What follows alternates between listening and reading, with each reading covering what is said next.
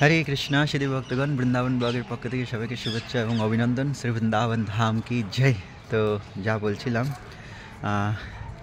এই যে এই সুন্দর একটি মনুষ্য শরীর আমরা পেয়েছি, এই মনুষ্য শরীরের অবশ্যই সবাইকে সদ্ব্যবহার করার জন্য যত্নশীল হওয়া উচিত।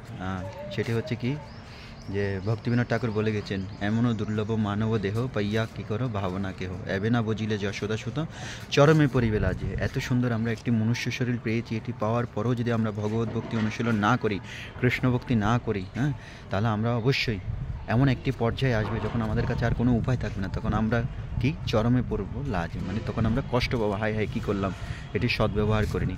তো বাস্তবিক জীবনে, দৈনন্দিন জীবনে আমরা যতক্ষণ থাকবো, এই শরীরে অবস্থান করব, আর আমাদের সামনে এক দুটো সমস্যা নয়, সমস্যার ভর্তি সম্মুখী হবে। কেননা ভগবান বলে দিয়েছেন দুঃখালয় মশাশতম, এই জগৎটাকে তৈরি করার পরেই ভগবান এখানে বলে দিয়েছেন যে এখানে সবাইকে দুঃখ পেতে হবে।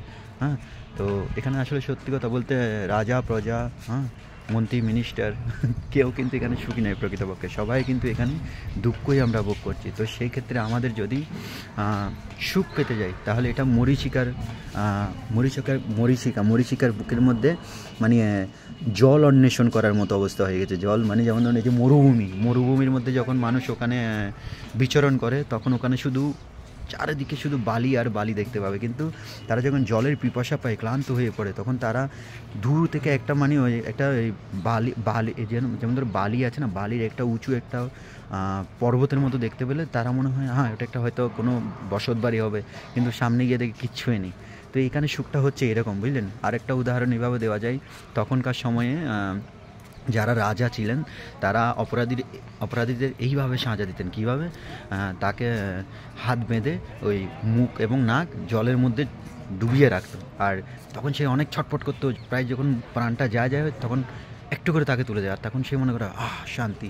তো এই জগতে আমরা এইভাবেই একটু একটু করে এই সুখগুলো পাচ্ছি, কিন্তু এগুলো হচ্ছে ক্ষণস্থায়ী, এই সুখগুলো আসবে যাবে, এগুলোর প্রতি আমাদের প্রভাবিত হওয়া উচিত না। আর দুঃখটাও যেটা আসছে সেটা চিরকাল থাকবে না। গীতার মধ্যে বলে দিয়েছে, মাত্রা স্পর্শত কৌন্তেয় শীত উষ্ণ সুখ দুঃখদা আগম পাইন অনিত্যম তিতিক্ষ ভারত। ইন্দ্রিয় বিষয়ের সংযোগের ফলে অনিত্য সুখ ও দুঃখের অনুভূতি হয়, মানে এগুলো হচ্ছে অনিত্য, এগুলো নিত্য নয়, মানে এগুলো দীর্ঘকালের জন্য নয়, কিছু কালের জন্য অনিত্য দুঃখ ও সুখের অনুভূতি হয়। হে ভরতকুল প্রদীপ, এগুলো সহ করার চেষ্টা করো, এগুলোর দ্বারা কী করো না, প্রভাবিত হইও না।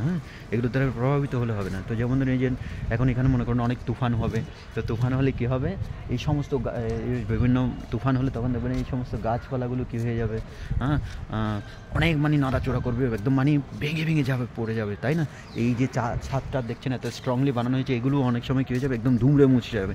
কিন্তু দেখা যায় অনেক সময় এই যে বৃক্ষগুলো দেখছেন আপনি, এই বৃক্ষগুলো কিছু বৃক্ষ কী করে স্ট্রংলি থেকে যায়, কিন্তু ওই তুফানটা চলে যাওয়ার পরে সেই বৃক্ষটি পুনরায় নিজের জায়গায় স্ট্রংলি থেকে যায়। তো আমাদেরও এখানে অনেক রকমের সুবিধা অসুবিধা সমস্যার সম্মুখীন হব, কিন্তু আমাদের ধৈর্য ধরে কী করতে হবে, এগিয়ে যাওয়ার প্রয়াস করতে হবে। আমাদের উদ্দেশ্য থাকা উচিত এটাই যে আমরা ভগবানের সেবার জন্যই জীবন ধারণ করছি, আর এই শরীরটি শুধুমাত্র ভগবত সেবার জন্যই আমরা প্রাপ্ত হয়েছি। এই বিষয়টা আমাদের মনে রাখতে হবে। তো আমাদের যেটি উদ্দেশ্য সেটি আমাদের ভুলে গেলে কোনোভাবেই চলবে না। তো এর জন্য আমাদের সব সময় যত্নশীল হয়ে থাকা উচিত। এই যে পরিবার পরিজন বন্ধু বান্ধব আত্মীয় স্বজন স্ত্রী পুত্র সন্তান, এগুলো আমাদের জীবনে আসছে এবং কোনো কারণবশত আমাদেরকে ছেড়ে চলে যাচ্ছে এই শরীরে এই সময়ে, কিন্তু আজকে যদি নাও যায়, এই যে মৃত্যু একদিন এসে আমাদেরকে ছেড়ে সব কিছু কেড়ে নেবে, আমাদের কাছ থেকে সব কিছু কেড়ে নেবে। আজকে যদি নাও যাই, একদিন ঠিক যাবে। তো অতএব আমাদের এগুলোর প্রতি আকর্ষণ রাখা উচিত নয়। অবশ্যই যেহেতু আমরা দায়িত্ব গ্রহণ করেছি একে অপরের সম্পর্কের ক্ষেত্র দিয়ে, তো আমাদের পিছপা হওয়া উচিত নয়। আমাদের যেটা কর্তব্যকর্ম সেটা পালন করার জন্য আমাদের অ্যাক্টিভ থাকা উচিত। তো যদি কেউ সেটি করতে না পারে, তাহলে সেটি তার ব্যর্থতা, ঠিক আছে?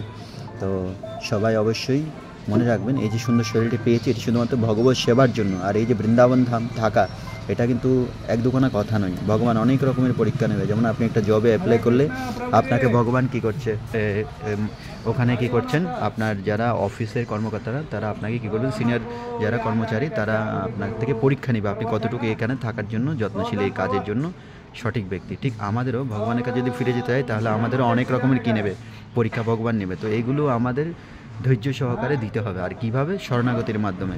যে অবশ্যই আশ্রয় লইয়া যেই ভজে তারই কৃষ্ণ নাহি তেজে আর সব পালায়। কারণ যারা ভগবানের শরণাগত হয়ে ভজন করেন তাদেরকে ভগবান কখনো ত্যাগ করে না, আর যারা ভগবানের শরণাগত থাকে না তারাই শুধু এদিক সেদিক বিচরণ করতে থাকে এবং কষ্ট পায়।